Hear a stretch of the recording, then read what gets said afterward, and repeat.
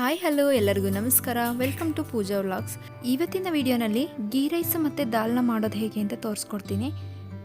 ಮೊದಲಿಗೆ ಒಂದು ಕುಕ್ಕರಿಗೆ ಹೆಸರುಬೇಳೆ 1/4 ಕಪ್ಪು, ತೊಗರಿಬೇಳೆ 1/4 ಕಪ್ಪು, ಮೊಸರು ದಾಲ್ 1/4 ಕಪ್ಪು ಇಷ್ಟನ್ನು ಹಾಕ್ಕೊಂಡು ಚೆನ್ನಾಗಿ ತೊಳ್ಕೊತಾ ಇದ್ದೀನಿ. ಚೆನ್ನಾಗಿ 1-2 ಸಲ ವಾಶ್ ಮಾಡಿ ಬೇಳೆ ಮುಳುಗುವಷ್ಟು ನೀರನ್ನು ಹಾಕ್ಕೊತಾ ಇದ್ದೀನಿ. ನಂತರ 2 ಮೀಡಿಯಮ್ ಸೈಜ್ ಟೊಮೆಟೊನ ದಪ್ಪದಪ್ಪಾಗಿ ಕಟ್ ಮಾಡಿ ಹಾಕ್ಕೊತಾ ಇದ್ದೀನಿ. 1/4 ಟೀ ಸ್ಪೂನ್ ಜೀರಿಗೆ, 1 ಗೆಡ್ಡೆ ಬೆಳ್ಳುಳ್ಳಿನ ಬಿಡಿಸಿ ಹಾಕ್ಕೊಳ್ತಾ ಇದ್ದೀನಿ. 1/2 ಇಂಚು ಶುಂಠಿ, 4 ಹಸಿಮೆಣಸಿನ್ಕಾಯಿ, ಸ್ವಲ್ಪ ಉಪ್ಪು, ಸ್ವಲ್ಪ ಕರಿಬೇವು ಇಷ್ಟನ್ನು ಹಾಕ್ಕೊತಾ ಇದ್ದೀನಿ. ನಂತರ ಧನಿಯಾ 1 tea spoon, garam masala 1 tea spoon, ಸ್ವಲ್ಪ ಅರಿಶಿನ ಪುಡಿ ಇಷ್ಟನ್ನು ಹಾಕಿ ಲಿಡ್ ಕ್ಲೋಸ್ ಮಾಡಿ ಒಂದು 2-3 ವಿಜಿಲ್ ಹಾಕ್ಸ್ಕೊಬೇಕು. ಇವಾಗ ಇದು 3 ವಿಜಿಲ್ ಆಗಿದೆ. ಓಪನ್ ಮಾಡ್ತಾಯಿದ್ದೀನಿ, ನೋಡ್ಬೋದು ಚೆನ್ನಾಗಿ ಬೆಂದಿದೆ.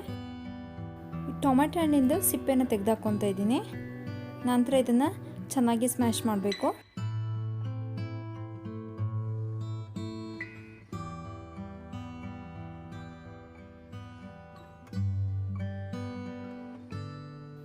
ಇದನ್ನ ಇವಾಗ ಚೆನ್ನಾಗಿ ಸ್ಮ್ಯಾಶ್ ಮಾಡಿದ್ದೀನಿ. ಇದಕ್ಕೆ ಒಗ್ಗರಣೆ ಹಾಕೊಳ್ಳೋಣ. ನಾನಿಲ್ಲಿ ಒಗ್ಗರಣೆಗೆ ಒಂದು 3 ಟೇಬಲ್ ಸ್ಪೂನ್ ಆಯಿಲ್ನ ಹಾಕಿ 1 ಟೀ ಸ್ಪೂನ್ ಸಾಸಿವೆನ ಹಾಕ್ಕೊತಾ ಇದ್ದೀನಿ. ಸಾಸಿವೆ ಎಲ್ಲ ಚಿಟಪಟ ಅಂದಮೇಲೆ ಒಂದು 4-5 ಒಣಮೆಣ್ಸಿನ್ಕಾಯಿ ಹಾಕ್ಕೊತಾ ಇದ್ದೀನಿ. ನಂತರ ಇದಕ್ಕೆ 1 ಟೇಬಲ್ ಸ್ಪೂನ್ ಅಚ್ಚ ಖಾರದ ಪುಡಿನ ಹಾಕ್ಕೊಬೇಕು. ಇಲ್ಲಿ ನಾನು ವಿಡಿಯೋದಲ್ಲಿ ಸ್ಕಿಪ್ ಆಗಿದೆ. ಒಗ್ಗರಣೆನ ದಾಲ್ ಒಳಗೆ ಹಾಕಿ ಮಿಕ್ಸ್ ಮಾಡ್ಕೊತಾ ಇದ್ದೀನಿ.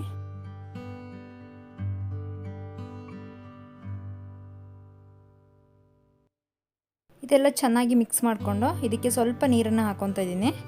ತುಂಬ ತೆಳ್ಳಗೂ ಇರಬಾರ್ದು, ಹಾಗೆ ತುಂಬ ಗಟ್ಟಿ ಕೂಡ ಇರಬಾರ್ದು.